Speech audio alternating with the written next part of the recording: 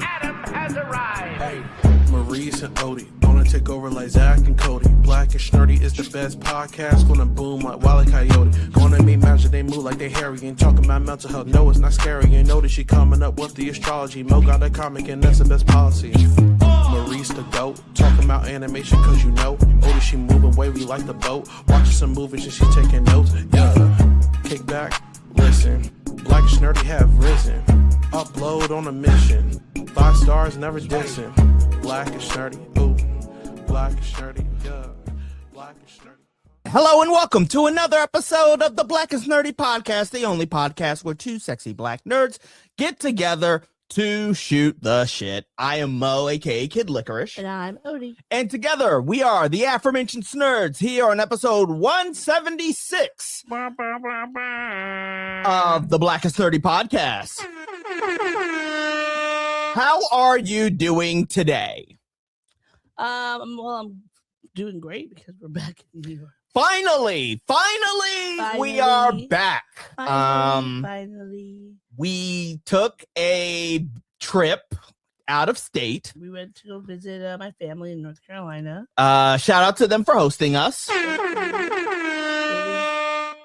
Great. Got to see my sister, Mhm. my mom, the Mhm. babies, of course, Mhm. my brother-in-law. Mhm. It was nice. And then we got trapped. Yes, because A of blizzard hit New York. this was not a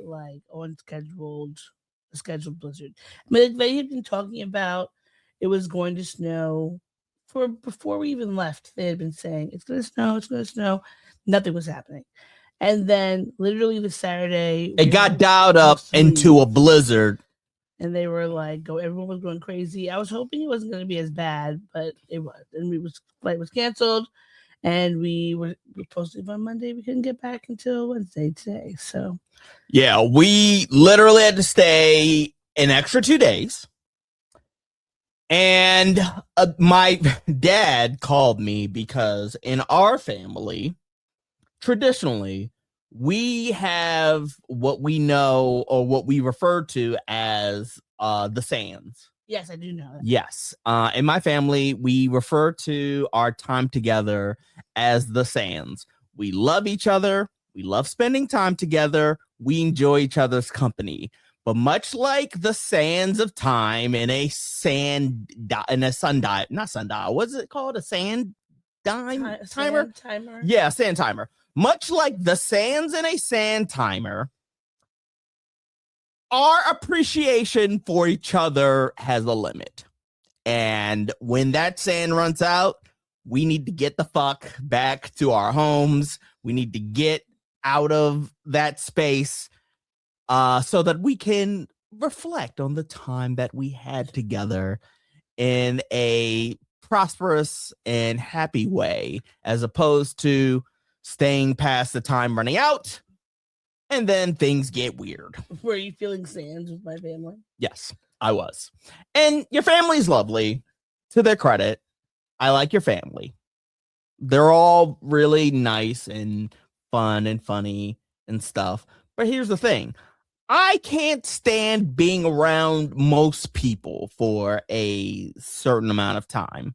So when I have a trip, I mentally and physically prepare myself to spend that time with those people for that amount of time. Mm. If I have to stay longer than what I was mentally and physically prepared for, I start to lose it, quite frankly.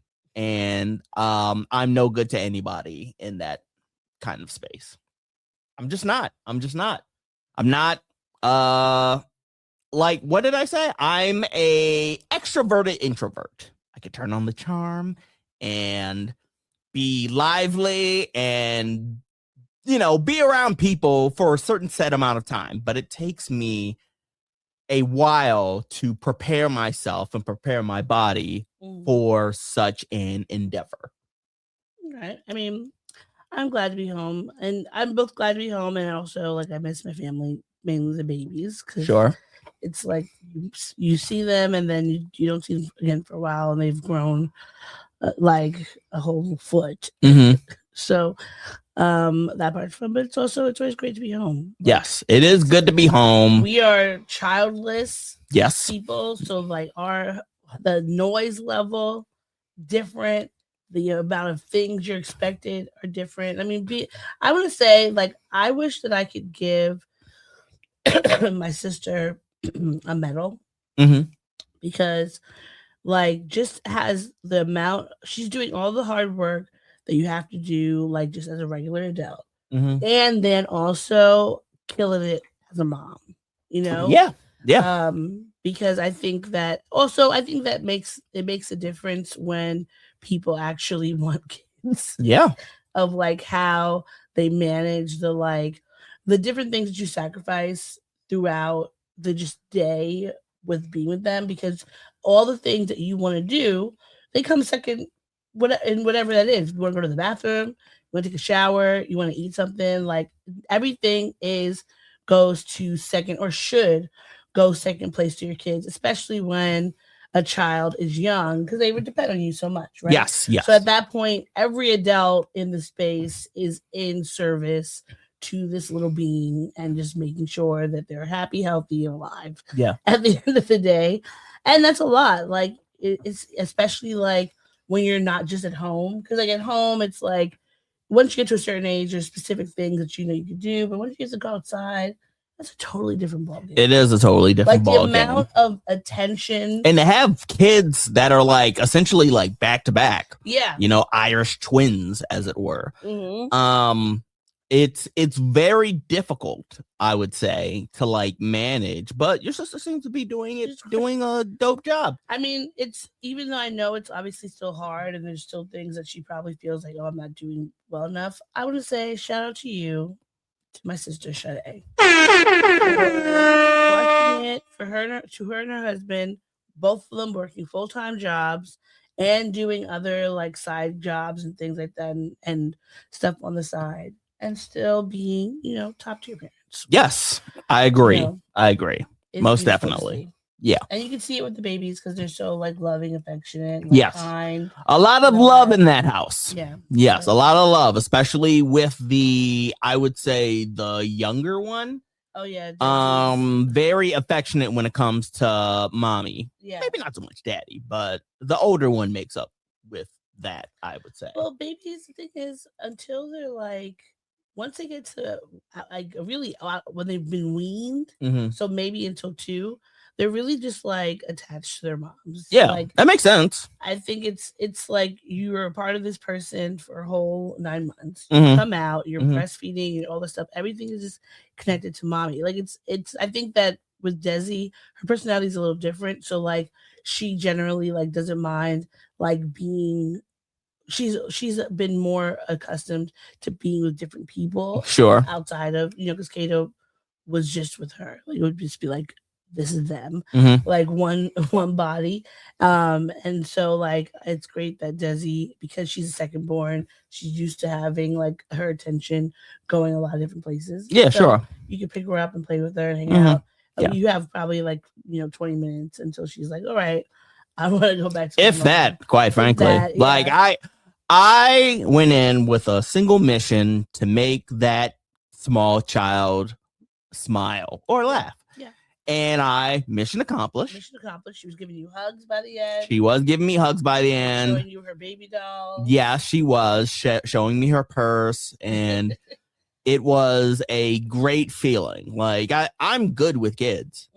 I'm naturally good with kids. But I always understand that like kids can be a little wary, and rightfully so, of like some stranger coming up in there. Like I'm not always I know you call them all the time and you have your little routine of being like, hey, this girl with her on FaceTime, and meanwhile my ass is sitting there playing Risk and just going like, yeah, what's up? So I know that there's a little bit of a hurdle with establishing a rapport with that baby, but I did. And I accomplished my goal. Mhm. So, And next time we see her, she's gonna be a little bit bigger. mm, She's still gonna have these memories of like seeing us, so that it continues to grow. sure. You know? Yeah. I think that's the part where when people are like, "Oh, why doesn't your kid ever like talk to me?" Or as they get older, they never like hang out. But like, you gotta be willing to hang out with the kids. Yeah. In You their gotta element when they're little. hang out with the You kids. gotta hang out with them. You gotta be able to play. Like she kept making me this play tea or soup or whatever. Mhm. I'm eating fake stuff off the spoon. Sure. Giving it back. We're enjoying. It probably is gonna be like 10 minutes until she wants to do something very different, just like be a baby. But when we went to my sister and we were like, "Oh, what were you doing?" And we were like, "Were you playing?" And then I was like, "Yeah, we were doing this and that." And like she was like, "Oh, this was so fun. I had the best time." It's these little things that make sure that you leave, pieces for them to remember. You can't just they're not gonna just sit down. Mhm. Like, and I would say Desi, for being her age, is really chill. Like, she can sit down and watch something with you for a good amount of time. Like, she plays with her stuff. She watched K-pop Demon Hunter with you. The whole movie, she loved it. She liked it. She didn't love it. She liked it. Okay, but she was dancing. Was she? She was dancing. She was doing her little. I don't know about that. I couldn't watch it with Kata because I didn't realize, like, there's things that you think of when you think about kids of like what's violent or not. But yeah, you tried to ask your sister if it was okay to watch wrestling on the big screen, and even I knew that. Like, I was making sure. No, that if why? if no, you wanted to watch it, if we could be watched, if not while the kids are there, if not, then like I didn't even ask. I'm like, he's a 3-year-old child. That is too young to be introducing a small child to the concept of big burly men in tights giving each other headlocks and suicide dives, and which is the name of the move. Yes. That's the name of the move. No, I agree. Because then he would probably try to start doing that with that he already tried to square up with me. Yes. Well, I was telling him to square. I told him I'm a pacifist, so I don't do that. But no, they're very impressionable. Anything you watch can be turned into something else you gotta be mindful. But she's trying to turn this kid into a fucking Ninja Turtle. I am not. Yeah, you are. You literally was like, square up. And I'm like, this is indoctrination if I've ever seen it. You are trying to teach a 3-year-old child to fight. No, he's already gonna be fighting. You don't know that. Yeah, you don't know that. He watches submarines and which is also some propaganda. It is. It's some propaganda. We were watching it. I was like, this is propaganda. Yeah. Forget the bad submarine. Yeah. He likes submarines. All kids stuff is propaganda. It's so much propaganda. Yeah. But I mean, it's all about quality control. Yeah. You know what I mean? Like, if you introduce your kids to some dope shit, then they'll grow up liking dope shit. Yeah, because he would, and he was very mindful. Because when I first put on K-pop Demon Hunters, and then the beginning on the plane, they're like killing demons or whatever, and he's like, "Oh, this is a weapon show. We can't watch this." And I was like, "Huh?" And he's like, "No, this is too many weapons." Yeah. And then I was like, "Oh, though he also likes the submarine one with the torpedo." But though it's not like, I think it's different when you're not seeing people. Like, you explain. Like, this is not, we shouldn't want to blow. Sure, when it's a vehicle firing on another vehicle, that's different than.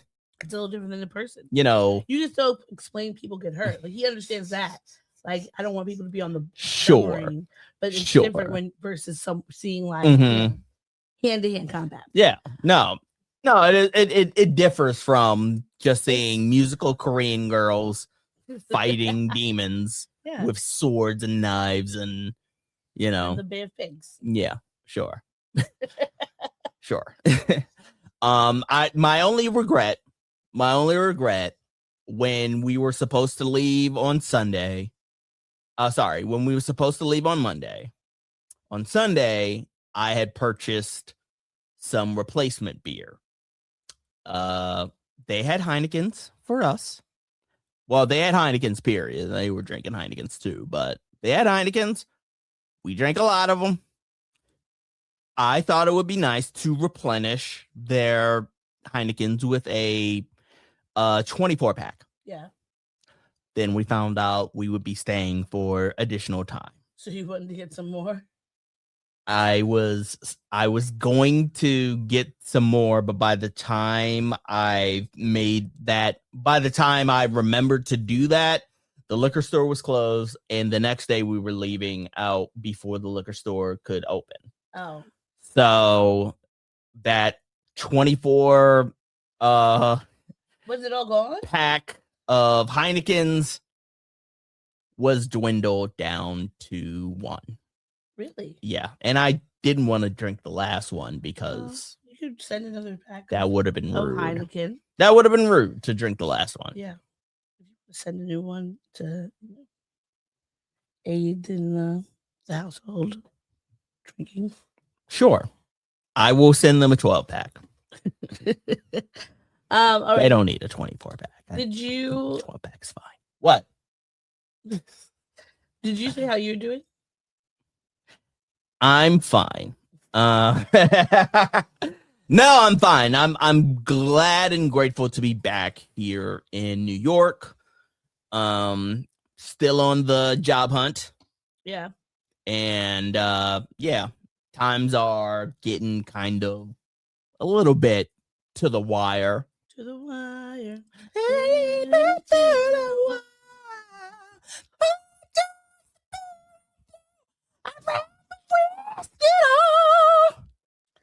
Yeah. But hopefully something will come through soon. Yeah. Because boy, oh boy. That's all we can hope for. That's all we can hope for. Do my due diligence and see what shakes out. Yeah. Yeah. All right. Yeah. Are you ready to go into the pop culture? I most certainly am. You don't know which one it is. I was going to make a guess. It's the same. It hasn't changed. Folks, where's the lie? It's the only. That is a little bit upsetting. It's a little bit upsetting. It's the only button. It never changes. You've hit literally each one. When you want to feel it's not a big deal, what you gonna pick? Pop topics. Well, got there eventually. That is a little bit upsetting. Well, you know what else is a little bit upsetting?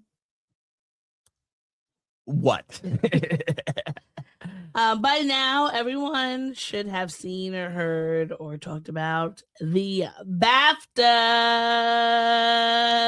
BAFTAs. Now, what is BAFTA? BAFTA. Not to be confused with a bathtub. Not to be confused with a raft scrub. Yeah, we are only talking about BAFTAs. Yeah. The British Academy Film Awards. Film and Television Awards. Yes, the British Academy of Film and Television Arts has this honor for British and international film contributors. So I guess that's like what the British. I would say it's like Oscars? British Oscars or British Academy Awards. Yeah, British Academy Awards. All right. So if you did not know, I would play the clip, but I feel like we'll get dinged. Can't. Yeah. So, but at this weekend, at the BAFTA Awards, yes, there was Michael B. Jordan and Delroy Lindo came up to announce an award. I think it was for like best animation or something like that. Mm-hmm. While they're up there was a man who was there promoting his film. His name is John Davidson. He has a film called I Swear that was nominated. So he was there, along with all the rest of the nominees. For a little bit more context, the gentleman, John Davidson, his film chronicles his life with Tourette's. Yes. He has Tourette's. So Tourette syndrome, if you don't know, it's a condition where the person can have tics, whether physical tics or verbal tics or stims, where they might shout things out. Could be a variety of things. They do or say involuntary things. Yeah. So now I don't know if you remember. Did you ever watch like MTV's True Life? No, but I did watch an episode of South Park that covered Tourette's. It did. It covered it. It honestly, that South Park episode was kind of enlightening because it wasn't just making the idea of that episode wasn't making fun of people with Tourette's. It was making fun of the character Cartman, who was taking advantage of the condition of Tourette's, while also being enlightening that people with Tourette's have different ways that manifests. Exactly. So like it's not just verbal, it could be physical, it could be like involuntary spasms, it could be like motions or what have you. But it did cover a wide range of what Tourette's can be. Yes. And I will say, when I watched the MTV True Life documentary, it was the point of education because it followed several different like young people who had Tourette's, the type of their life, etc. And yeah, so if you the bare minimum that if you've heard or thought about or seen someone with this condition, you know that there's a lot of involuntary things that can be said and done, etc. Now, unfortunately, during this event, Mr. Davidson shouted out the N-word while Michael B. Jordan and Delroy Lindo were announcing the award winner. Now, the BAFTAs allegedly, from what we've read, that before the award show and during, they made announcements that there was a nominee here who has Tourette's. He might say things that are offensive, they're involuntary, etc. The whole spiel. Throughout the night, he did shout various different things out at people. However, and this is what I think is my main issue, the BAFTA Awards, they cut out a bunch of those shout outs that he said. Yes. They did not cut out the shouting of the N-word, which had been said. I think one of the nominees along with one of the nominees with the Sinners cast, I think she's a background designer or something. She has said that he had directed at her, but it happened multiple times. It was only shown once, and the BAFTAs are pre-recorded, so there's a 2-hour delay. Yes, and apparently there was an instance where he yelled out like something that was homophobic, or mentioned the P word for people who like youths. I can't say that word, but those PDF files. Yeah, he said that. He said PDF files, and they edited that out. So, with that being said, my issue is not necessarily with John Davidson. I understand that John Davidson has what would you call it? A condition? Yeah, condition. Okay. I understand that John Davidson has a condition. It causes him to say things that are out of his control, right? The responsibility falls on the BAFTAs to, cut that shit out of the broadcast because they can, because they did. They cut out the PDF file and the other instances of that were abhorrent and offensive. they mic'd him for some reason, or they mic'd his table. They mic'd his table. Which, in my mind, from somebody who has been on the production side of things, like, you can turn that mic off. I really think they would, even if you can't anticipate when he's gonna say something or what have you. It feels like that table should have been mic turned off for the majority of the night, unless people were actually pointing him out or seeking his acknowledgement or something like that. I think they did that to troll him. And even in an article, in an interview he did, he said that as I reflect on the auditorium, I remember there was a microphone just in front of me.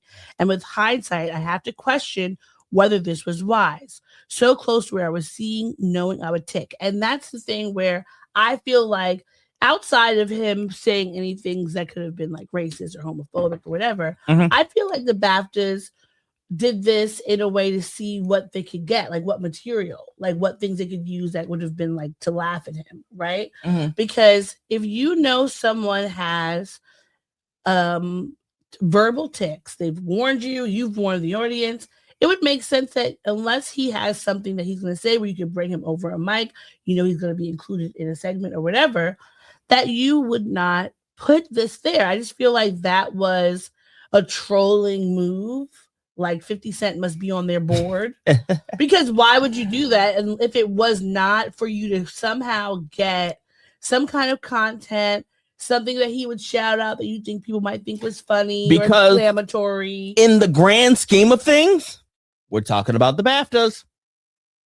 And in the attention economy that we currently live in, there's no such thing as bad press. I mean, we're literally talking about the BAFTAs. Yeah. We would not have been talking about the BAFTAs, quite frankly. No, we wouldn't. I wouldn't have. Yeah. I would have. I never remember. Even if you would have said in pre-production, hey, I would like to talk about the BAFTAs 2026, I would have looked at you and said, no, we already have.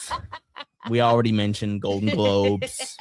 Let's keep it to 3. We can keep it to Academy Awards, maybe the Golden Globes, and maybe the Emmys. But I think that's the thing where the BAFTAs, even though they are huge. There's a fucking Screen Actors Guild award coming up soon, and I'm like, I don't want to necessarily cover that. That's on Netflix. I don't care. But I think they did it to gain some sort of traction. And now that the thing about it is, though, this situation has backfired for them because there have been tons of Black British folks who have come out to speak about how they have had issue with the BAFTAs, BBC, like British television and film, etc., for years because of some of the racist treatment. Because I think a lot of folks, especially if you've not spent a lot of time abroad in Europe specifically, a lot of Black people might think that Europe is better for Black people in case of racism, because the racism is different, right? We know that there have been, well, even there, it's still different. Like even in, I question that line of thinking that the racism in Europe is better than the racism in America. I mean, it's good. You should question it, but that is something that a lot of people think that I would acknowledge the same type of racism we do. I would acknowledge that the racism is different from American racism. I wouldn't say that the racism is better. You know what I mean? Like that's the wildest thing in my mind. Racism. Saying that, racism is better here as opposed to here. That's like saying that, like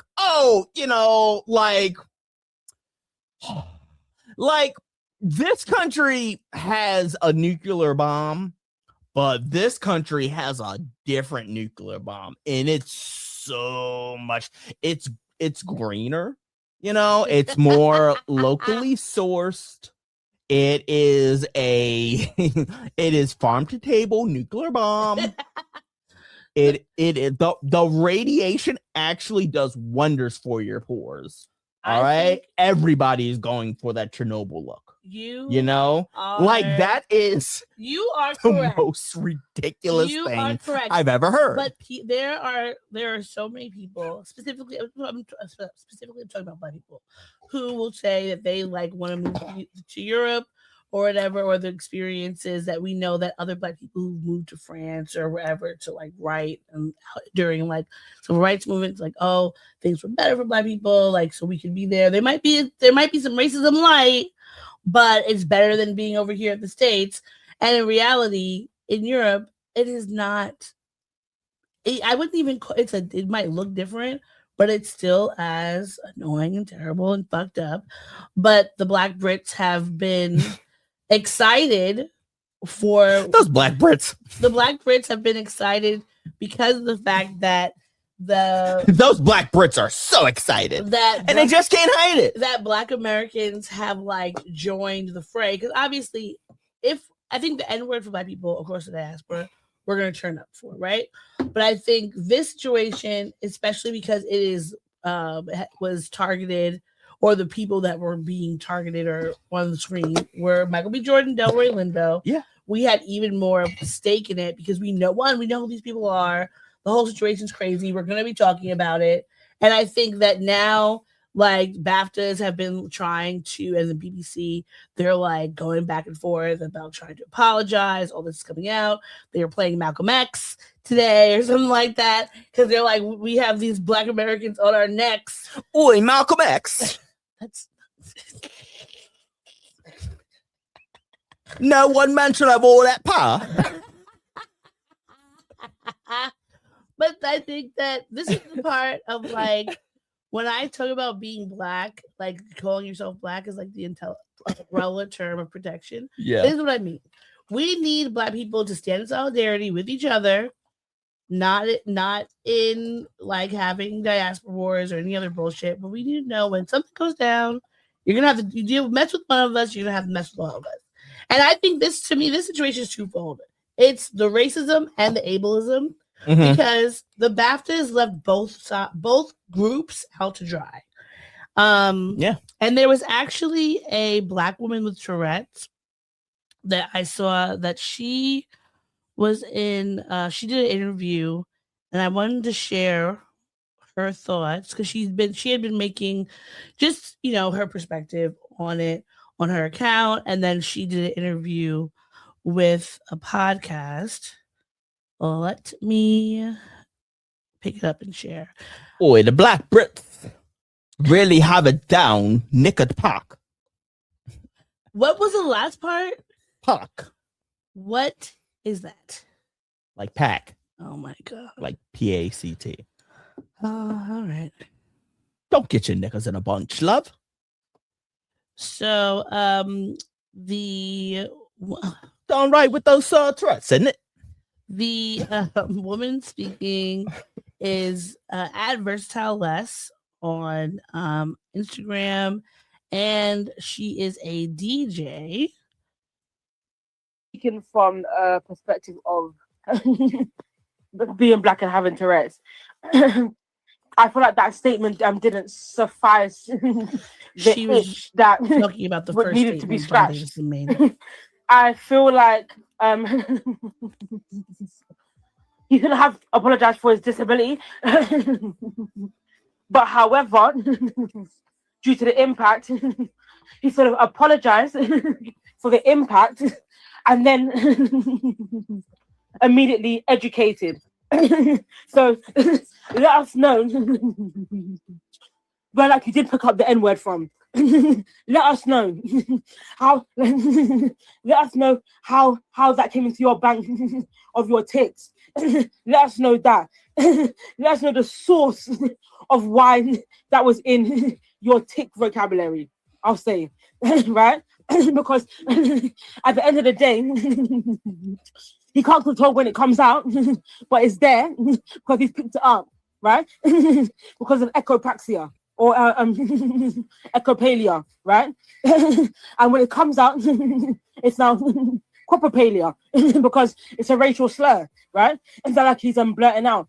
So for me, an apology for the impact plus an educational moment for everyone could have at least helped a little bit for understanding.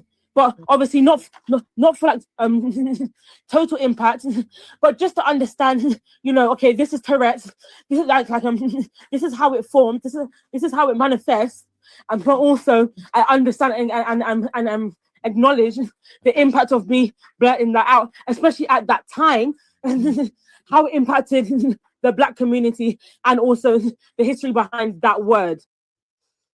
Okay, so a couple of things with this. Mm-hmm. So I think that, what's his name? John Davidson? Yeah.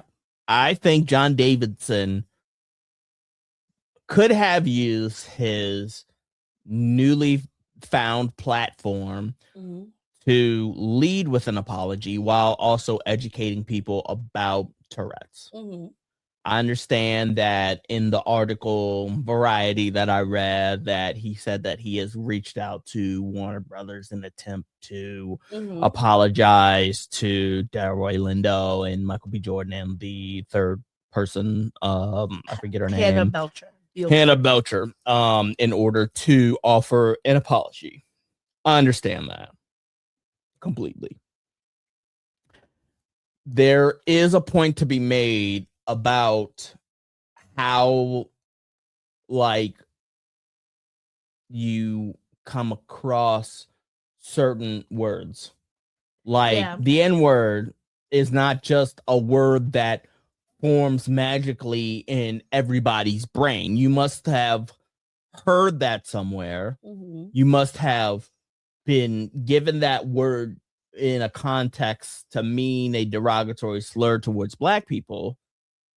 And with that knowledge, that is now in you. So now it can be utilized as a tick at some point. Like it's literally a ticking time bomb at some point within somebody who has Tourette's. Like I'm saying like that there should be an acknowledgement, much like she said, that even if it, like, I accept that he didn't, this is an involuntary thing. This is a brain thing that literally forced him to think of the worst possible thing to say to these two amazing Black people. There should be acknowledgement of where that came from, so as to make sure that it is not necessarily from a place of hate. You know what I mean? Like, I'm not saying that I'm let me clarify. I'm not saying that word came up while they were on stage because in his heart he has hate. What I'm saying is that there probably should be some proactivity to make sure that was never the case. You know what I mean? Okay, maybe because make sure I'm clear. So yeah. when you say proactivity to make sure that was never the case, do you say that mean that like he should never, if he had never seen or heard the word, he wouldn't have had that in his repertoire? No. Here's what I'm saying. What I'm saying is this. This is going to be a wild thing to say. I completely understand that. And I'm warning my audience that what I'm about to say might be a bit wild. Warning. I think that as far as Tourette's goes, like, that is a condition that nobody can control. Yeah. Right? Racism and hatred in your heart for races and different races and stuff, that's something that can be controlled and that, can be unlearned or learned or what have you. Like, that's not like a component that's embedded into people naturally. Like, that's learned behavior, right? With that being said, I think that just because somebody has a disability doesn't necessarily mean that they are not racist. Oh, for 100%. That's true, because I think that is what. And if you just so happen to have the disability of Tourette's, and that makes itself known through a racial slur, you should be making sure that everybody knows that does not come from a place of racial hatred. Yeah, I think that this is something that Black people with variety of disabilities talk about all the time, how much racism there is within the disabled community. Sure. If you have a disability, if you have a condition or whatever, chronic illness, there is still so much racism that you're getting, not from outside sources, but those people in the space. Sure. Like, I can't tell you how many times I've gotten or seen a back and forth when it comes in about racism in like ADHD communities, the neurodivergent community, etc. Because a lot of white people, they think the moment they have one thing that could put them into a marginalized section, that all of their learned whiteness is somehow forgotten. And the thing about it is, if you are a person, doesn't matter what your color, your race, ethnicity, religion, etc. is, we grew up in racist societies across the world. Our societies, they're racist, they're colorist, they're homophobic, they're xenophobic. That's just how our society has unfortunately evolved. So this man, he may not have, was he growing up hearing that in his household? Who knows? But I can bet you in his life, in growing up in the UK, he's probably heard somebody say it, or he's seen someone say it. So you have that's there in your mind, the same as so many other derogatory terms are in our heads. Like, and if he has what was the word? Coprolalia, which is the medical term to describe the involuntary outbursts of obscene or socially inappropriate words by people with Tourette syndrome. Like, maybe it's such as simple as seeing somebody and thinking of like, oh my God, what's the worst thing that could possibly be said? I don't want to say that, and you accidentally say it, right? This is something that we cannot control, because people without Tourette's, we have intrusive thoughts, right? There's people that you might see and you might know a negative term about them, and it might be like, oh my God, like, could you imagine if this came out of my head? Like, that would be terrible. But thankfully, if you don't have Tourette's, you can control yourself. You don't say it. But in this situation, that did not happen. And I think that it's a fine line between having someone apologize for their condition or disability or whatever, versus someone apologizing for the impact. And I think that's really what's needed here, because his first statement he made right after it, to me, didn't really read as an apology. Not specifically for, I said something that was extremely racist and hurtful, because the same thing is, if he said something homophobic to Alan Cumming, which we wouldn't know because BAFTA's edited that out, because he allegedly said something homophobic. What word was, I don't know, but if he dropped the F-bomb and he said that, and he said to him, I understand that I have this condition, but I apologize for how you might have been impacted. That's it. Like, because at the end of the day, there's nothing else you could do, and you can't spend your life apologizing. That's why you had a announcement in the beginning. They put that there to let people know shit might go down. Please know that this is not this man's fault, because he shouldn't have to be going around the day like shaking hands and saying apology, right? But in this instance, we know that it wasn't your fault, but also you have to say something.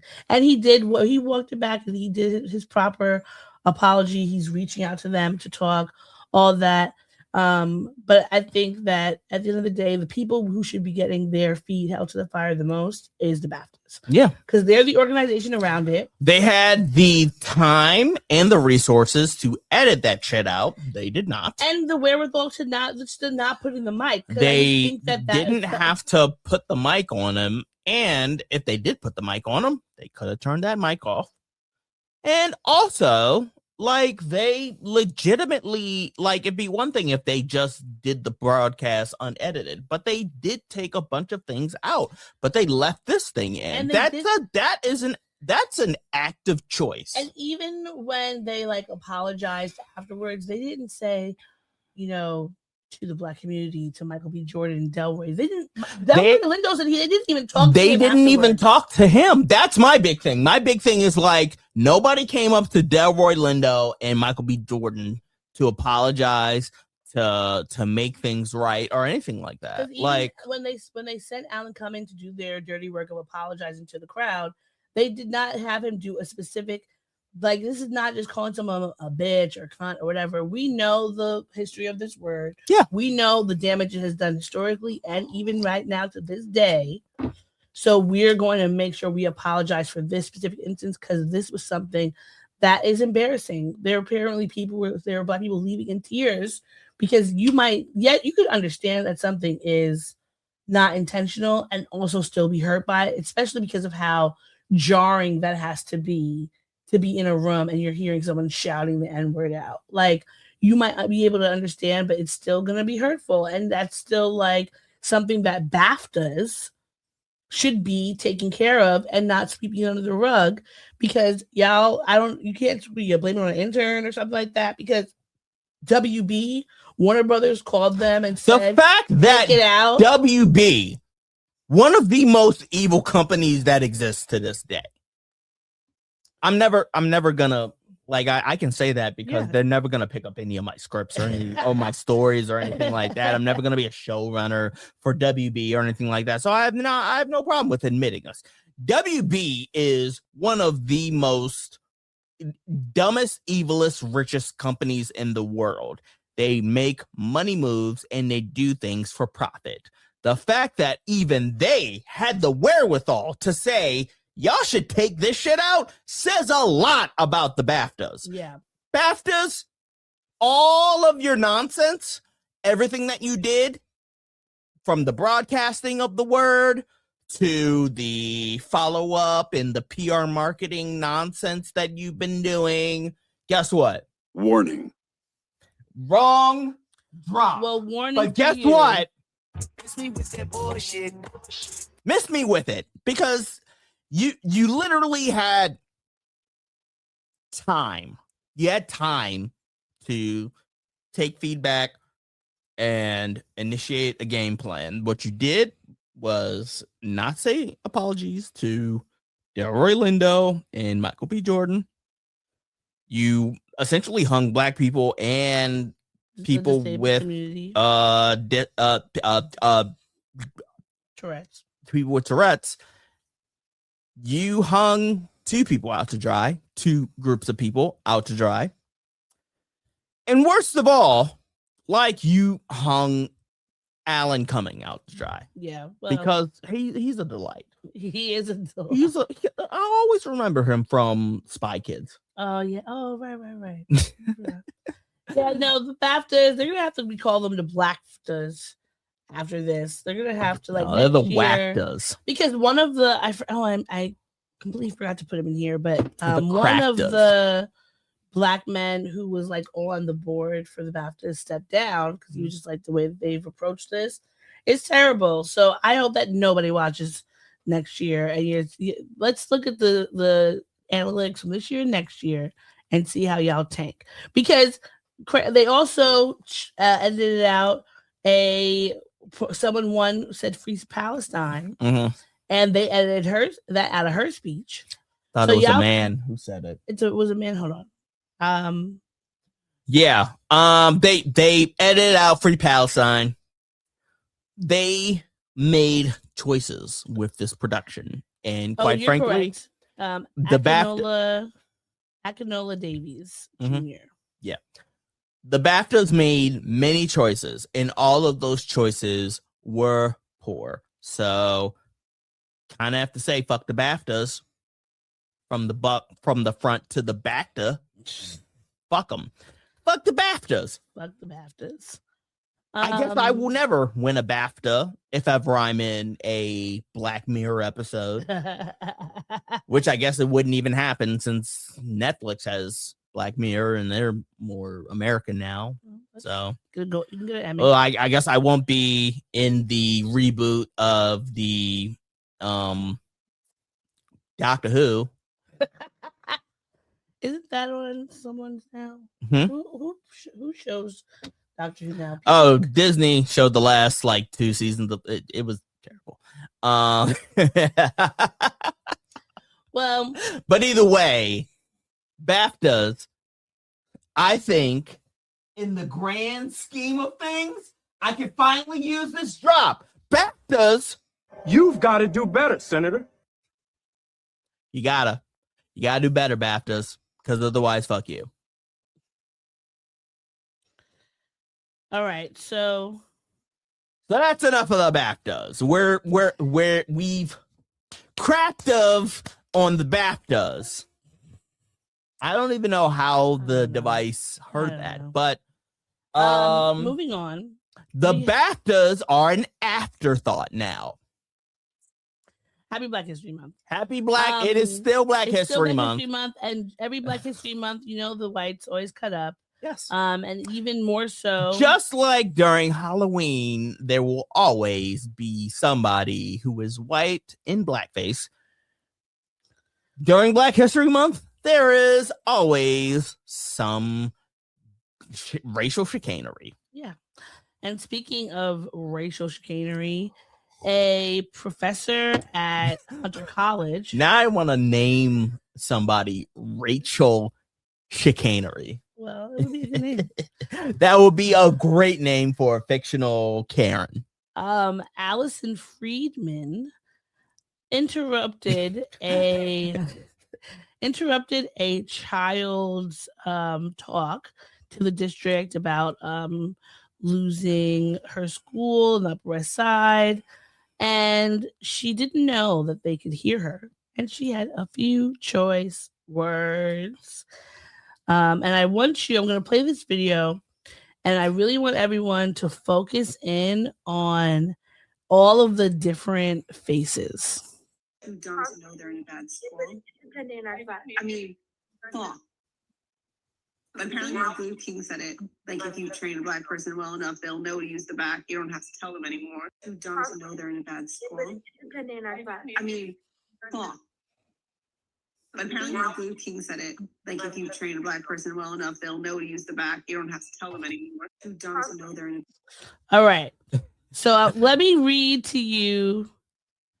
First off, Kristen Flagg up in the upper left-hand corner was literally trying to shush that person. If you look at the video again, Kristen Flagg, who is over there in the upper left-hand corner trying to put the librarian shush on. Like, shh, do not speak. So there was an 8th grade student who was speaking on the Community Action School forum. Put it back on us. Okay.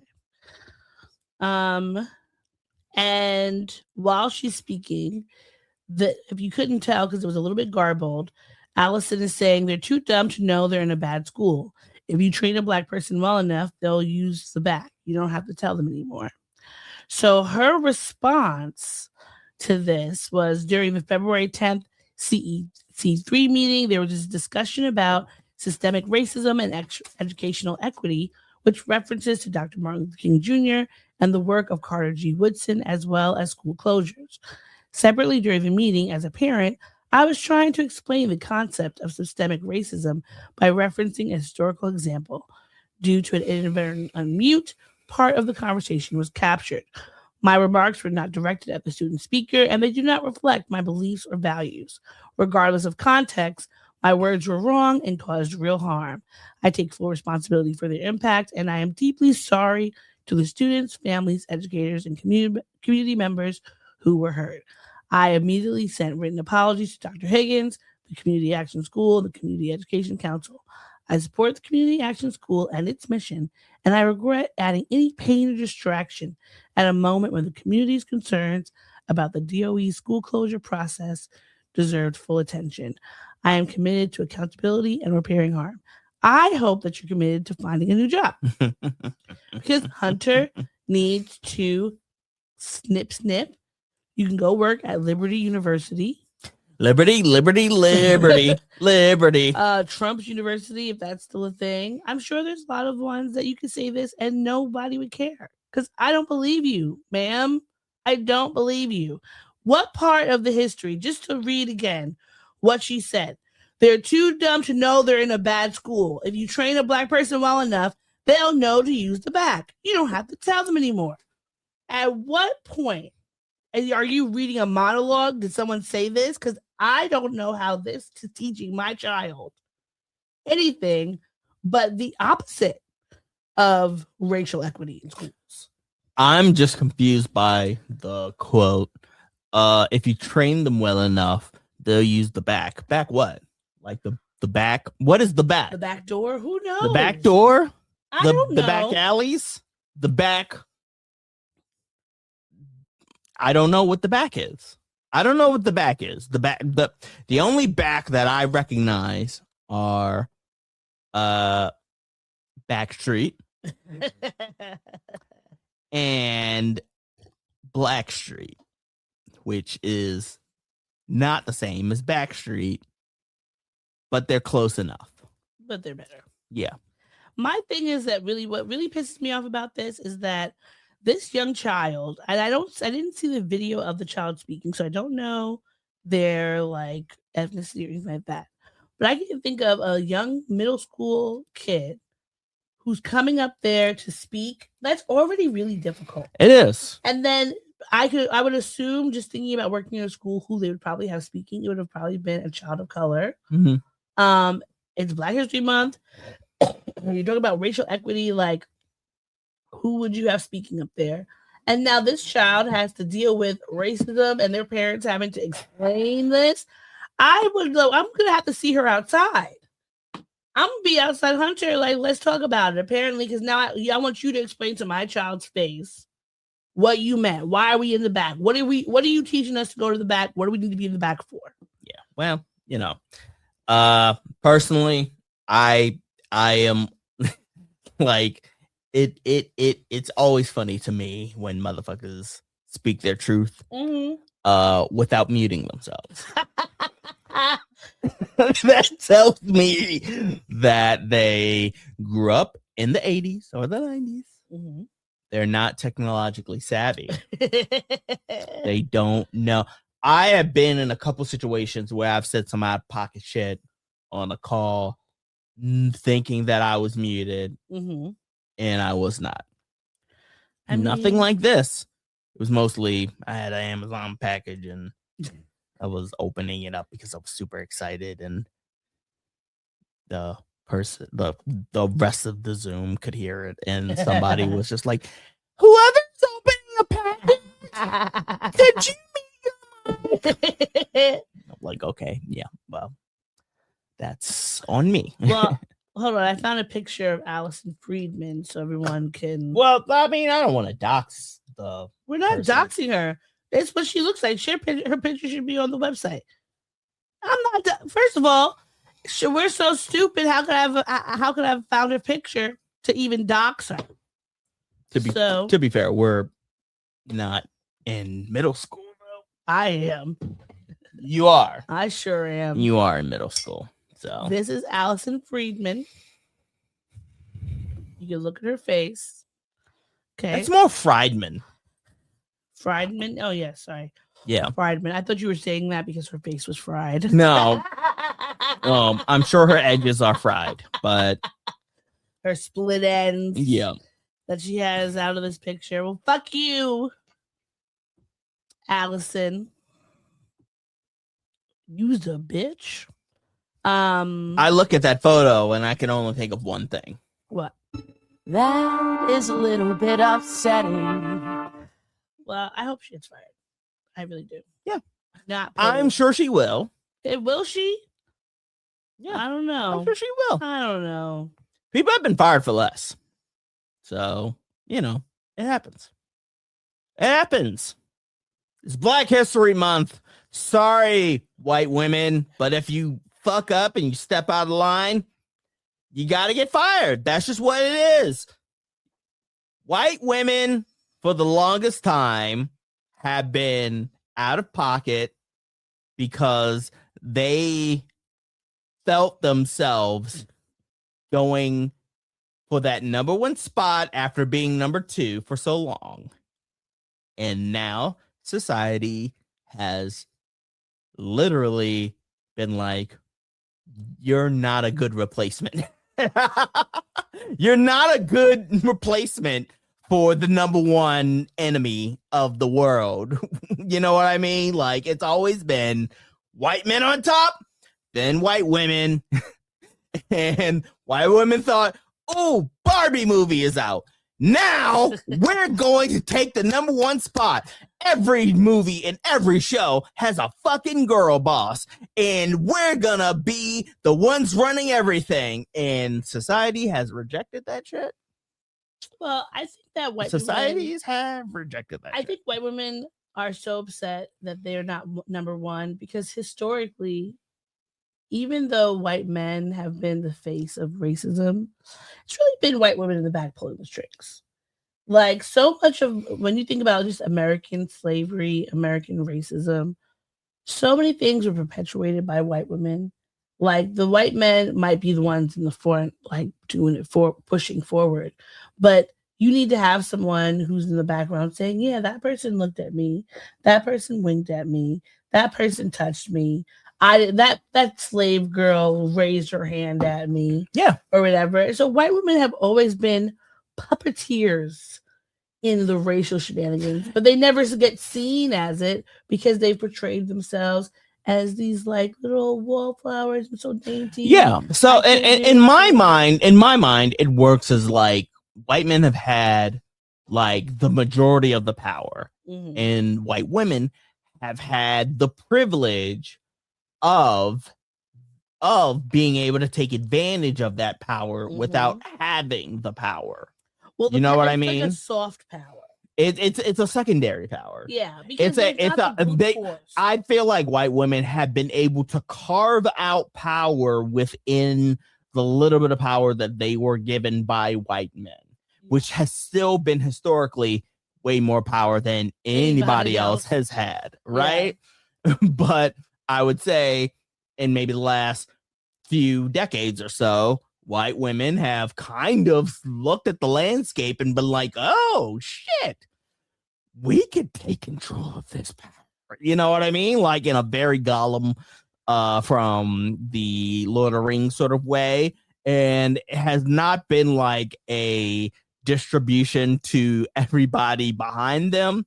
You know, it has been, no, we can do this better than what has been established, but they can't. I would say they can't.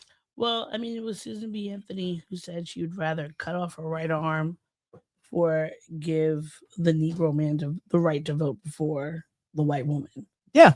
Like, that just, if you think about at a time when this is, you know, post-Reconstruction, progressive era, so many people are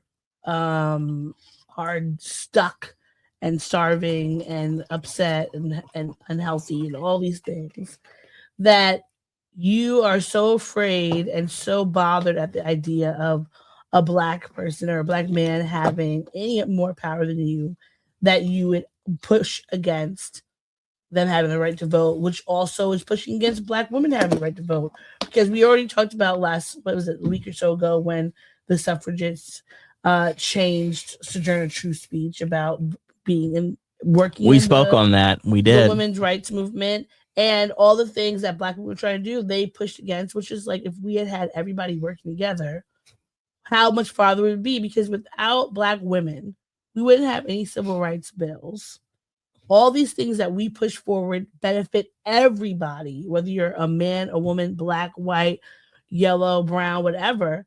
But white women, Karens, have never cared about that. They've only cared about themselves because they are selfish. Agreed. Very much agreed. So, you know, it is what it is. I personally am glad that the way of girl bosses is kind of ebbing the other way and going the way of the dodo. But Did you say of the dildo? I said the dodo. The way of the The dildo? way of the dildo. I didn't know. Now that has to be the fucking title of that.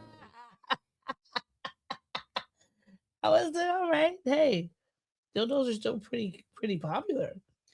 The way of the dodo The way is of the what dodo. I was Yeah. referencing. I mean, girl bossing, I think it's annoying because if it's like it completely. I would like to have an episode, and maybe I could. Well, you have work tomorrow, right?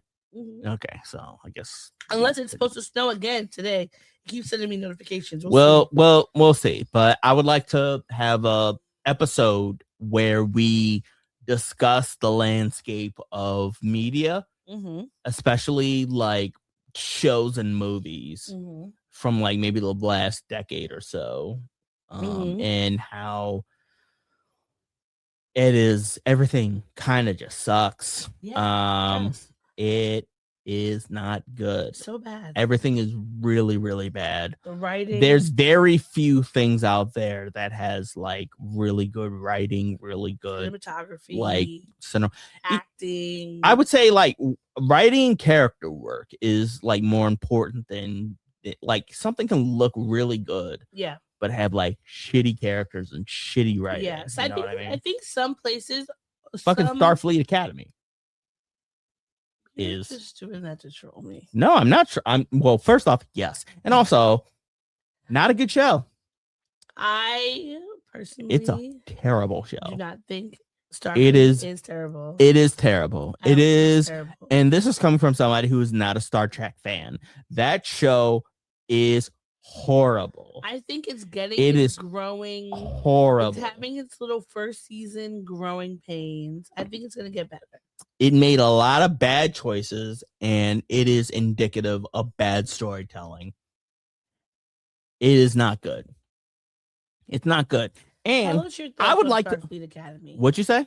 No, I'm telling the people to tell us their thoughts. Yeah, tell us your thoughts on Starfleet Academy. Because my thoughts are a mixed bag. Like I do feel like this show is centered and focused for, I guess, maybe those who are younger Star Trek watchers, maybe ones who have watched like the movies, but haven't necessarily watched all of the shows. Tonally inconsistent with the movies, like with the movies and the actual shows, because I would say even it's inconsistent with Discovery, which is I think you would have to tell me that because I haven't watched Discovery. Well, you've watched me sometimes you've been watching it with me sometimes when I've watched it. I didn't even know you watched Discovery.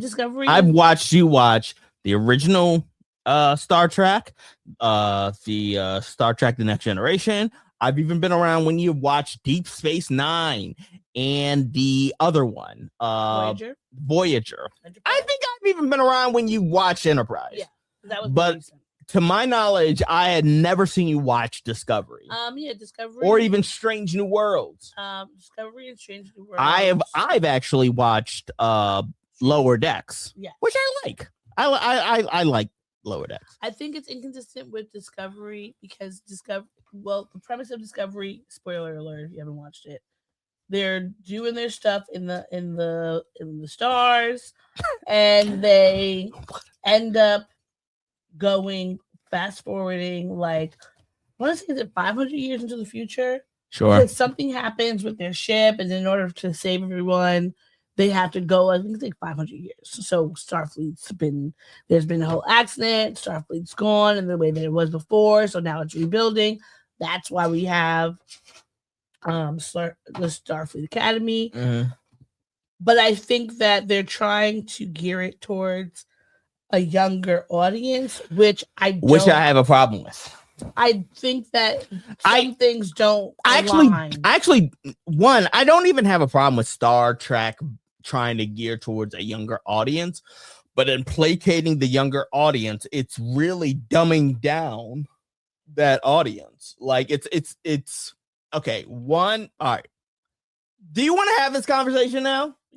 We can have it now. Okay. Starfleet, actually, okay. We're going to have a quick discussion about my issues with Starfleet. Okay. I would like to take this time to have a discussion about Star Trek Starfleet Academy. All right. With a little bit of context, me and Odie have been watching the first season of this show, which can be found on Paramount. Odie is a resident Star Trek fan. Yes. She has watched the original. She's watched Next Generation. She's watched Voyager. She's watched Deep Space Nine. She's watched Enterprise. All I have watched, quite frankly, is bits and pieces of those things and Lower Decks. You've not watched the movies? Not really. I've always been a Star Wars fan. Nothing against Star Trek, but I've been more Star Wars mostly. Like, that's been my thing. Yeah. And I will caveat by saying I see the appeal of Star Trek as a fandom. Like, I understand the appeal of its sci-fi, its exploration of different worlds, it's deep, like, political, like, in its nature. I understand the appeal of Star Trek. Having said all that, Star Trek Starfleet Academy is the worst show ever. It is a bad show. All right, and it is indicative of all of the bad traits of all bad shows that have come out of Hollywood and entertainment in like the last decade or so. All right, what are the top 3 things terrible that you find bad about it? Okay. Or if you have more than 3, it's fine. I have a list. I have a list of all of the things that are wrong with Starfleet Academy. But it's more so, it's not even just Starfleet Academy. It's more so of a problematic issue with storytelling in general of the last decade or so. Okay. A little bit more context. I went to school for film. I'm a storyteller. I love stories. I inherently love stories. I love just the other day, I don't think I told you this, but I had a deep conversation with a close friend of mine where we were talking about like the Bible. And they asked me, what do you think about the Bible? And I explained to them that like I appreciate the Bible for the impact that it has had on culture as far as a storytelling basis. Yeah. Like it It's a very great story. I wouldn't say it's great, but it's impactful. Yeah, when I say like great story, I mean like the fact that it stood the test of time. Yes. It has these different narratives. It's Yes. teaching you something. Yes. We have these various It can work. characters. The Bible can work as a moral framework Yeah. that people can use to like, it makes sense to me that people can use the Bible for like a framework for like morality tales as far as like what's right and wrong, what to do, what not to do, that kind of thing. Does it have third act problems? Yes, it does. Like, is it primarily like as hyped as it is because of centuries worth of very good marketing? Yes, obviously. Right. But I appreciate the Bible for what it is because, like, at the end of the day, I can appreciate the stories that exist in it, right? Okay, here we go. The number one thing, not number one in order, but number one thing I'm shouting out, Star Trek, Starfleet Academy, modernism. Modernism in especially nonfiction and especially stories that are supposed to take place in the future. It is insane to me how Star Trek, Starfleet Academy, uses modern now language in Starfleet Academy. There's literally like in the first episode, like, oh, this is a teachable moment. And in my mind, like, I'm like, why would that be something that would be said thousands of years from now? In my mind, in sci-fi, like, there can be similarities, but with new language evolves over time. Yeah. You know what I mean? Like, we're not necessarily using all of the language that we used to use from thousands of years ago and stuff like that, and certain turns of phrases and stuff. Like, there are turns of phrases that exist now that maybe existed like maybe 50 years ago, 30 years ago, 70 years ago, or what have you. But language evolves, language changed, language grows. You're telling me that a sci-fi writer cannot figure out how to adapt a language that might be analogous to now, but set in the future? I think that is ridiculous to me. One of the things in respect to the modernism of it, I think that, and sometimes I don't find it as an issue, because I think that, because like I said, when you have thousands of years worth of readily available material, it's very possible that the certain things might stick with people throughout, right? And especially at that, if you're thinking in future where we are having all this access to. But it gets ridiculous when all the characters are using the language of now. Because like at one point, like all of the characters just so happen to be super into 2025, 2026 speak in 1,000 years from now. At one point when they were, I forgot, they went to class and he was like, I'm a Flabian bitch or something like that. I think that would be, that's the cursing is weird. Yeah. Like, again, I'm not a Star Trek fan. You would have to tell me if Star Trek uses curse words. The cursing is weird because in Star Trek, from what we've watched, not to say they don't have curses, but usually it's much more of a mix of curses from everywhere around the galaxy, or whatever. Sure. There's some things that, of course, like arse is a curse that we've had for hundreds of years. We know that they were saying arse, whatever, in medieval times, like shite. Like, those are things that we know, yes, we use, but we're going to use them differently, and it's not going to be in the same vernacular in the way that we're using it. So I think those are things that I feel like they definitely did to have a younger audience, because even when you're watching something like Discovery, which is right before this, they're still very formal, because, yes, in Starfleet Academy, they're not in Starfleet yet, so they're still in school and training. So there's going to be a little bit more, they're going to be a little rougher or whatever. But in Starfleet in general, we see throughout the shows, their speech is very formal. You know? In the second episode, there was like a scene where they're walking down the corridor, and there was like, I have a question about, like, if we're sharing rooms, they're like, well, what about hooking up? Like, hooking up, like literally hookup culture, the shit that we do now. Maybe they would have said coupling.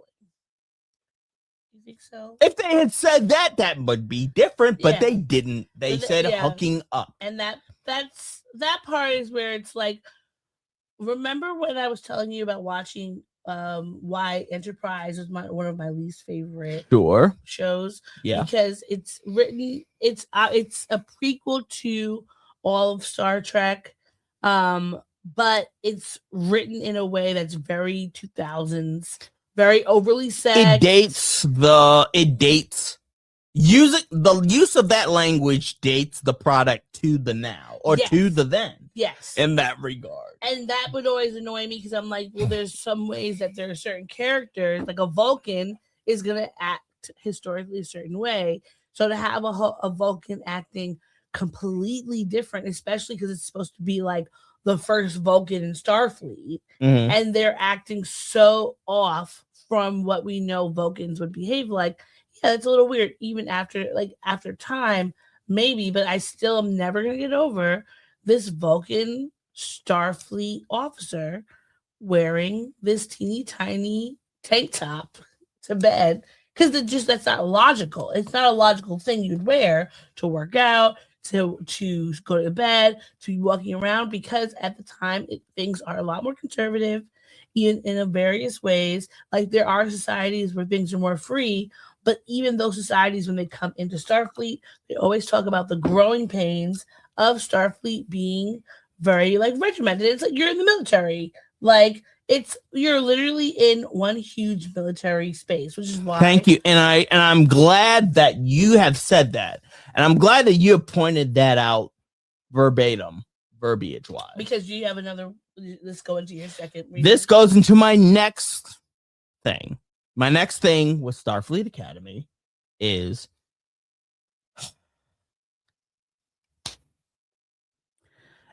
everybody has this sort of sameness to them. What do you mean sameness? Everybody. Okay, it's actually combined with another thing that I have, but everybody kind of has this sort of samey, like because everybody kind of sounds the same. Mm-hmm. It's very hard to distinguish one character from another. The only way to distinguish them from another, which is my other thing, is this fucking like identity as a fucking shortcut. Mm-hmm. It's like, okay, I understand that tropes have existed in storytelling in Hollywood for a very long time, but in this new generation and in this current generation, like, people's identity has kind of been the shortcut for storytelling, which I do not like. Mm-hmm. Like the Star Trek, Starfleet, Klingon. The Klingon, that's Jaden. Jaden, yeah. His name, I'm not gonna get into Jaden. Jaden Cragg. But I'm not gonna get into that name because I feel like it, whatever. But I feel like they have speed run a character arc for Jaden as opposed to actual character development and character growth and character backstory. Yeah, they're giving us kind of little blips of what we're assuming. Like, I would say up to now, from the episodes you've watched, I can tell that he's not a usual warrior. His type of being a warrior is different than other things. For lack of better words, Jaden is coded as gay on the show because he keeps his. But because he is coded as gay on the show, that is in place of actual character development and character growth. Like it's insulting in the storytelling way of, because he is gay in his community or family is, patriarchal, what have you, or not in that way, like that fills in the blanks automatically for people to make assumptions about his life, and therefore he doesn't have to actually do the work of actually growing as a character. Yeah. And that's very lazy. I can see that. It's like when I'll give an example. It's like, did you see The Winter Soldier and the Falcon? Yes. Right. Okay. So in The Winter Soldier and the Falcon, by that point, Falcon had gone through many movies worth of character development and growth. Yeah. But in that show, they boiled him down to black man. Mm-hmm. As opposed to maybe a guy who is experiencing the weight of taking on a mantle that requires more responsibility than maybe he was ready for. Mm-hmm. Or maybe the identity that he had carved out for himself, and now he has to take up this identity that requires more than he is. Mm-hmm. Instead, it's black man. Yeah. Black man with a shield.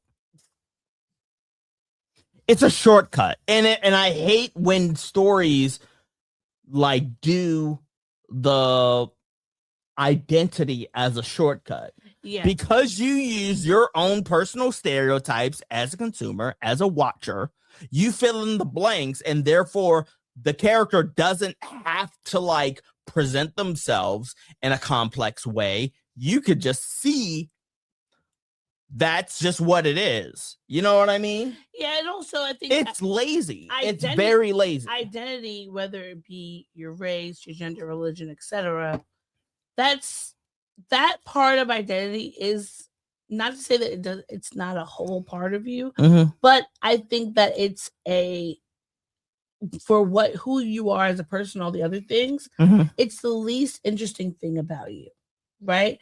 Like being a Black woman is amazing. This is great, but also the least interesting thing about me. There's so many other things that I'm interested in. There's so many other things that are part of my personality that, yes, they shape my personality because of my Black womanness. But it would require a little bit more heavy lifting and more actual work in creating the story and the narrative of who you are versus just giving us these little like Easter eggs about who you are. But that's not what's being given. That's not what's being presented in the show. Mm-hmm. And then the last thing, which I find in a lot of media more, and I would say this is probably because of what happened with antiheroes, Mm-hmm. starting with, I guess, Tony Soprano, like morally gray Mm-hmm. bullshit. Yeah. Like, here's the thing. Morality can understandably be complex and nuanced. Mm-hmm. But I feel like we have leaned really hard on this idea that like there are no good guys and bad guys. There's just morally gray people. Like, oh, the bad guys might have like a good reason, and maybe from their perspective, the good guys are the bad guys, and maybe from the good guys' perspective, maybe they're compromised, and they're like, You sound like Grover. I do sound like Grover. Super Grover. But I understand that in the past decade or so, there has been a resurgence of complicated villains Mm-hmm. and complicated heroes. Mhm. And I'm not against nuance. What I am against is this idea that everybody is fucking morally gray. You know what I mean? Like there literally has to be a good, there has to be a bad, because otherwise everything is just gray. And when everything is gray, everything is fucking meaningless. In Starfleet, this little motherfucker who is the main character is Caleb.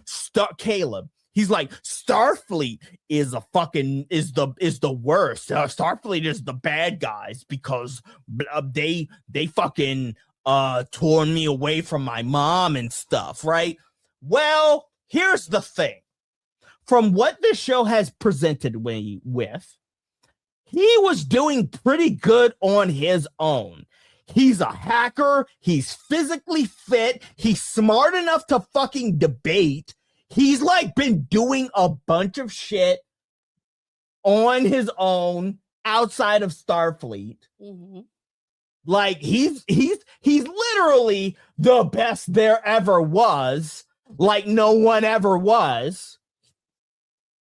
And now Starfleet is bringing him into the fold, and Starfleet is the one that's bad, right? Like, it's insane to me to think that, like,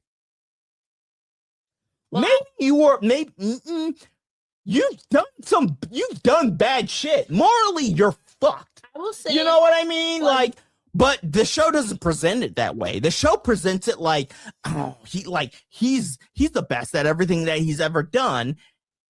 but he's just, you know, I hate this show. I think that I hate the show. for that aspect of it, I think that He's a married dude. Why? Why is that explained? He's the man version of a Mary Sue. Oh, Mary Sue. I think you called him a married dude. No, I said he's a married dude. I don't know what the male version of a Mary Sue is. Yeah, but I remember you explaining. Or it might be a Mary Stew. But Well, he's a married dude. Yeah. Because he literally is just the best. Oh, also, that is actually another component of storytelling that I hate from the last decade or so, is that I think a lot of writers have gotten this idea twisted from therapy that they are good enough. Here's the thing. I completely understand the idea of the assertion that you are good enough. The problem with that, and the problem that becomes dangerous with that, is that now you have a bunch of lead characters and a bunch of main characters and a bunch of shows where the plot bends around them to show that, oh, actually, they were dope all along. And there's no character growth. There's no character development. There's no trajectory for them to fucking grow. Yeah. And you can see that in fucking the Captain Marvel movie. And that's where I first started feeling like this was weird. Mm-hmm. Like the whole movie of Captain Marvel was literally like everybody telling Allison Brie's character, like, you're too emotional. And meanwhile, she's just not emotional at all. She's snarky and shit like that. Like, she's not emotional. She's not expressing anything. She's nothing. But she's good at what she does. But like the overall arcing theme of that movie is that actually I don't have to listen to everybody because I'm already great. That is a dangerous story element to put out into the world and to copycat. Yeah. There's nothing inherently wrong with the idea of the affirmation that you are good enough. Mm. What is dangerous is that the idea that people are saying that they're taking the idea that you are good enough with, I don't have to learn or grow or progress or anything because I'm already awesome. I'm already dope. Yeah. I mean, and that's a terrible story. But one, it's a terrible story because it's boring. And two, it's a terrible story because that's a terrible precedent to put onto people. But I think that idea is something that we are dealing with in education right now. Because there are so many students who are like, oh, like I'm smart enough, right? Like I can do this thing. I don't have to. The idea of like working harder to be even better, that you can become smarter than what you are and know more than what you are, is such a we as Americans, I think, like the idea of hitting plateaus, and I think our media connects a lot with the things that we're dealing with in our daily life of like, oh, it's good enough, but it's like, yeah, it's good enough, but it's not the best. Like, we all still can grow. There's literally an episode, and we can watch it tonight because I watched it at your sister's house while you were asleep. Okay. It's the next episode of Star Trek Starfleet, where essentially the plot line is the one girl who's like one of the best captains and her father's an admiral and whatever. Her whole plot line is essentially boils down to this. She feels like she's about to be promoted to the next rank or something, and she feels like it's about to be because of nepotism. But as it turns out, she's like, actually, like, it's not because of nepotism, it's because she's good enough, right? But throughout her journey in that episode, she doesn't prove that she's good enough or beyond, you know what I mean? Like, it's not like a story growth thing. It it's a dangerous precedent to put onto storytelling. It's a dangerous storytelling element to have. Yeah. And those are the reasons why I think that Star Trek is Starfleet Academy is the worst show. It's not good. It's just not to good. me, I could not call it the worst. I think that for one, this is its first season. So I always give shows their first season to get through some growing pains, hear feedback, do some changes, and all that stuff. Perhaps next season they will be changing up a little bit and making things a little bit more complex. I think that But that's the thing. It was greenlit for a second season before the season even started. Yeah, because so they already expect it's not going to change. It's going to be more of this. I mean, they're not going to react to the first season and then grow and then evolve the storytelling with the feedback from the first season. It's just going to be no, I don't think so. Because I think that if it's like you see what people are saying about the first season, yes, that you already got the green light because of the fact that this is such a huge series. But they were already in production for the second season before the first season premiered. Yeah. So maybe but I want to say, all right, maybe it may not be the next season, but maybe the third and fourth will really start getting deep. I hope it doesn't get a third season. I hope it gets canceled. Quite frankly, this is a fucking travesty to Star Trek. No, it's doing more damage to the brand of Star Trek. It'd be one thing if this was like, honestly, this show would probably do better if it was the fucking Orville. You know what I mean? I mean, okay, it would do better if it was a different show, but because it's attached to an established brand, it's doing more damage to the entirety of the brand than actually helping. While watching it, a lot of times I've been like, man, I missed the Orville because it was like, because it was its own thing. It didn't have to like hold on to any particular precedents. It was able to be silly, have deeper conversations, and also like still connect with the things we love with a Star Trek or whatever. So like that, I do understand that. I just hope that as it grows, it can become better. Like to me, I think the show, even though there's parts of it that definitely can use a lot of work, I do think it has the ability to grow, because I feel like for me, especially because I'm like a lot of the original Star Trek that I was watching, like after The Next Generation, most of those I was watching as a little kid with my mom or whatever, and then rewatching them as an adult, it's like it's a different perspective. I'm able to get more into it, and I think that they've had ups and downs when it comes to certain series, right?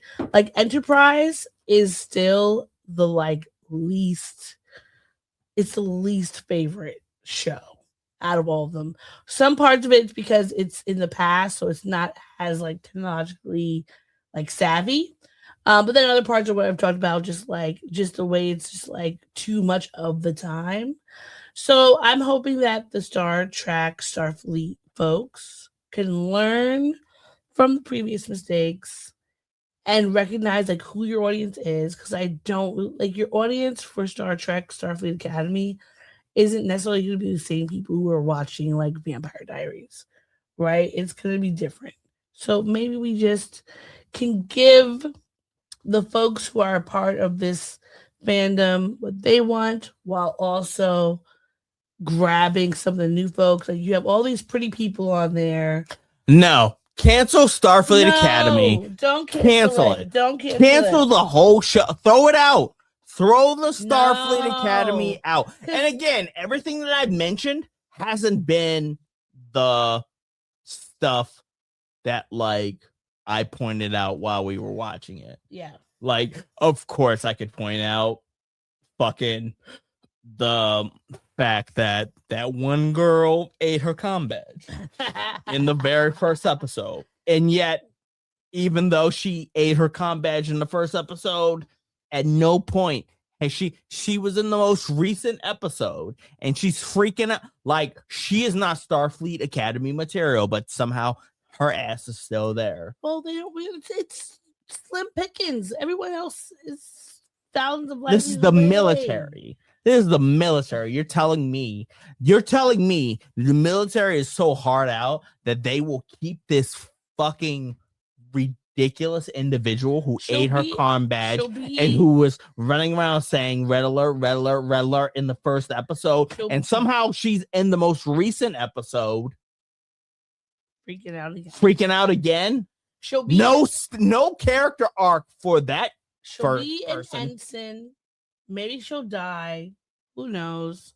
She's someone we'll see on the decks. But if she dies, she dies. If not, whatever. But is she gonna go far? Probably not. It's hard. It's hard out here for a pimp. It's not that hard. All right, it's fine. We can move on to a new topic. What's next? Well, something I'm very excited about in the TV world, Ryan Coogler's X-Files has officially landed a pilot at Hulu. And Danielle Deadweiler is supposed to star. So I'm very excited about this. Where is she from? Or what else has she been in? Let's see. I know she's been in a bunch of stuff. Mm-hmm. Has she been in a Black Mirror episode? Maybe. I don't know. Let's see. I wouldn't be surprised if she has. All right. So she's The Harder They Fall. She was in Till as Mimi Till, Station 11, which I didn't watch. Did you watch Station 11? I did not. I also didn't watch Carry On, which is also where she's from. Yeah. She's been in a lot of stuff. Scratch. Oh, that was good. P-Valley. Oh, she's been in Oh, I was supposed to watch P-Valley. Yeah, I've been wanting to watch it. I needed stars. Yeah, I also needed stars. She was in Atlanta, Greenleaf. Oh, Being Mary Jane. So she's been in a lot of stuff. Okay, so she's been in a lot of Black shows. Yeah. And she's about to be in X-Files. Honestly, I'm not against this. No, me neither. I'm not against this. And Ryan Coogler is writing it, directing it, and producing it. So that lets me know that we know it's at least going to have a really good story. I think that because this is a passion project for Ryan Coogler, like I could see him doing justice to this story. Because he said his mom, because he was talking about how with Rocky, that was something he and his dad really loved. We saw how he did really well with that. With X-Files, that was something he and his mom really loved. So he's getting both sides. He had already spoke about showing his mom some of his writings for it. She really loved it. So I'm looking forward to as long as there isn't executive meddling. Mm-hmm. Because I can easily see this as an executive meddling thing. We've got a property that is well known and beloved, and we have DEI involved. You know what I mean? Yeah. I hope that that's not the case. I hope that this is a well fleshed out lead character who is coming up with these weekly episodic adventures that both flesh out the lore of the story while fleshing out her as an individual character. I hope that that's the case. I really hope so. Do you want David Duchovny and what's her name? Gillian Anderson? Do you want them to come back? Because so far there's no word on whether or not they're going to be in the show or not. No. You'd rather them not. If they're doing it this way, if it's done well, then no. Mm-hmm. If it's done well, then no. And I could see them coming back as not recurring characters, but working still in the. But that's the thing. I don't want a nostalgia fucking clip Mm. of bullshit. You know what I mean? Yeah. Like we're gonna show the old people and show how they're insufficient to be in this new world and that the new person has to take over. That is so much of storytelling lately. Yeah. Like it's literally has been like all of your old favorites are old and decrepit and they're out of sync with the new world and they can't hack it. That's why they need a newcomer to come in and do what they do better and pass the torch. Like, no, like I don't want that. Mm-hmm. If they're gonna do a new thing, do the new thing. Yeah. Divorced from the old thing. All right. Even with like Scrubs, because that's coming back up. Well, the Scrubs has the old cast. Yeah. cast. I assume that the old cast is just in charge. Yeah. You know what I mean? Like they're in like positions of leadership. Mhm. So maybe they can impart new wisdom onto the next generation of doctors. All right. Like Okay. and that's fine. Yeah. It's just I hate this idea that has been prevalent where it's like we're gonna bring back your old favorites, but we're gonna show them as problematic Yeah. and out of step and old and decrepit and wrong and everything, and then we're gonna have this new fucker who is better than them in every way. That's why Star Wars sucks. Star Trek. No, I'm talking about Star Wars. Oh, now. okay. Now I'm talking about Star Wars. That's why the new trilogy of Star Wars was terrible. It was terrible. And in hindsight, the first new trilogy episode, The Force Awakens, was terrible. Mhm. It was a terrible movie. You know why? They literally made Han Solo a deadbeat dad, Yeah. a terrible partner in And his who would want that? relationship, Yeah. and also like they regressed him to his old ways before his character development from the original trilogies. Yeah. It was terrible. It was not good. And they did the same thing with Luke Skywalker. Like I later found out that apparently people at LucasArts hated Luke Skywalker.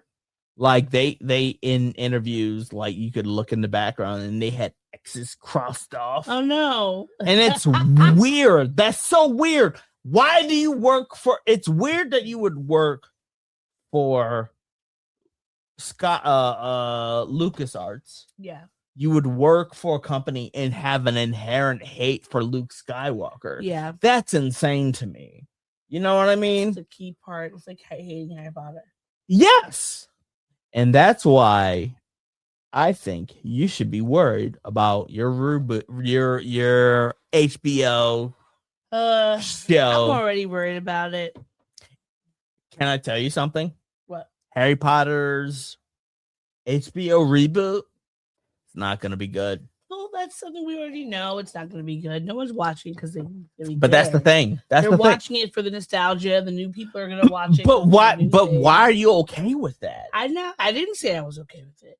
You shouldn't be okay with I'm that. not okay with That's terrible. because to me, because of the fact that rewatching the movies reminded me how much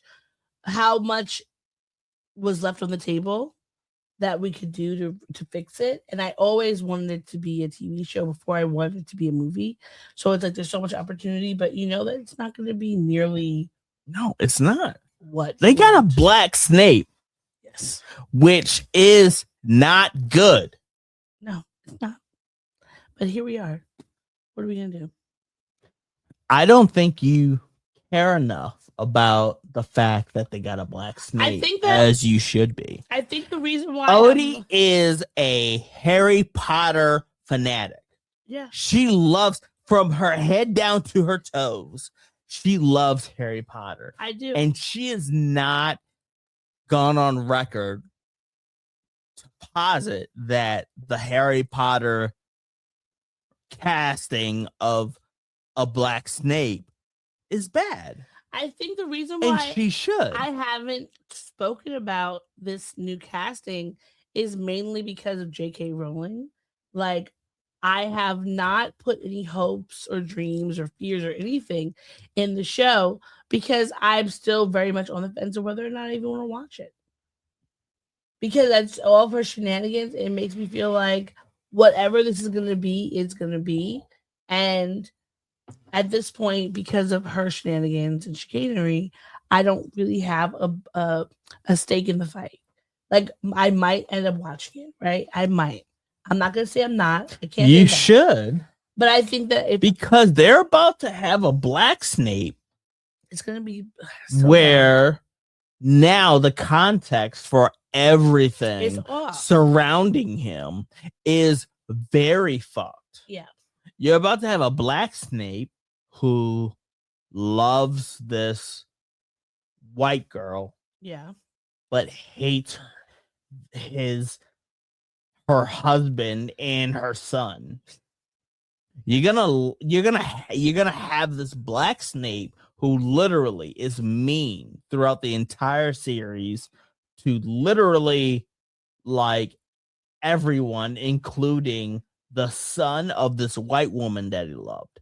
You're gonna have a series where he aligns himself with essentially the Nazis. Yes.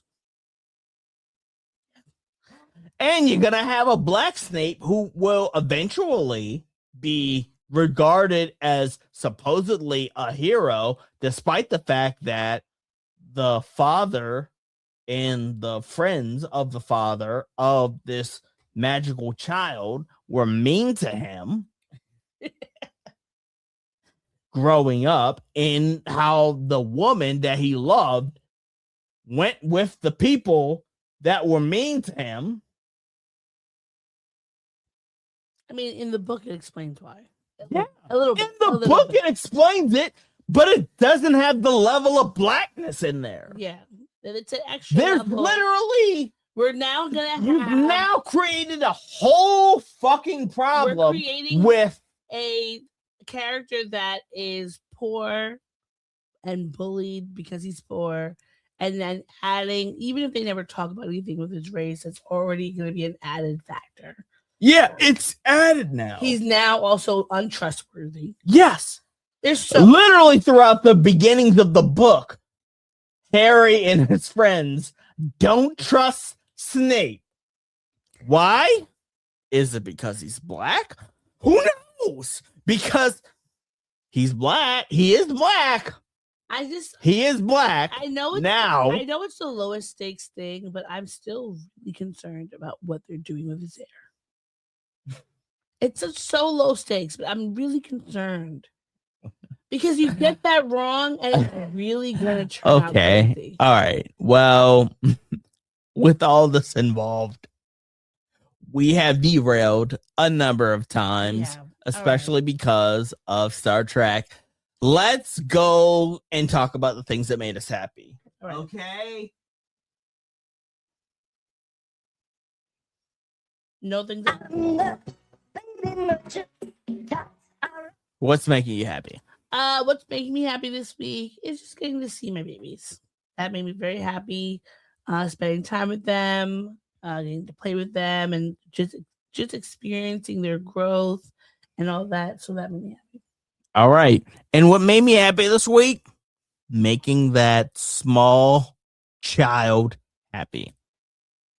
Quite frankly, Kata, you're easy pickings. It's easy. No offense. But he loves you. No, I He's know. asking about you every time you were. I know. And it's like, it's easy to appeal to people who like you. But me, I'm one of those motherfuckers who want to focus on the motherfuckers who don't like me. Desi. And I made her laugh. Multiple times. And the fact that I got her to laugh brought a smile to my face. Kata, you got to make me work for it. But Desi made you laugh. So there you go. All right. Thank you, everybody, for watching this episode. Thank you for enjoying the podcast. We appreciate you.